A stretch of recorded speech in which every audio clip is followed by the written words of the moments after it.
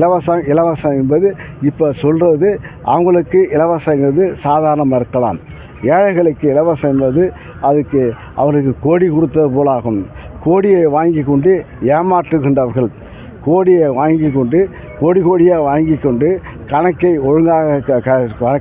ஒழுங்காக டாக்ஸ் கட்டாதவர்களெல்லாம் இப்போ இது தீய சக்திங்கிறது சொல்லுகின்ற கோமாளின்னு சொல்லலாம். விஜய் இப்போ நாங்கள் ஒன்றும் பயப்படணும், எங்களுக்கு ஒன்றும் தைரியம். இப்போ உழைச்சா கெத்தா போகிறோம். எங்கள் மக்கள் ஆதரவு இருக்குது. ஏன்னா இவங்களே இப்போ இதே இப்படி சொல்லுகின்றவர்கள் எங்கள் வயல பேரெல்லாம் சொல்லக்கூடாது. ஏனென்றால் அதெல்லாம் பிளாக்கில் இன்னும் சொல்ல போனால் ஒயிட்டாக பிளாக்கா என்பது அவங்க பிளாக்கில் எவ்வளோ இப்போ கட்டுறாங்க, இப்போ ஒயிட்டில் எவ்வளோ வாங்குறாங்க அவங்களும் மக்களுக்கு தெரியும்.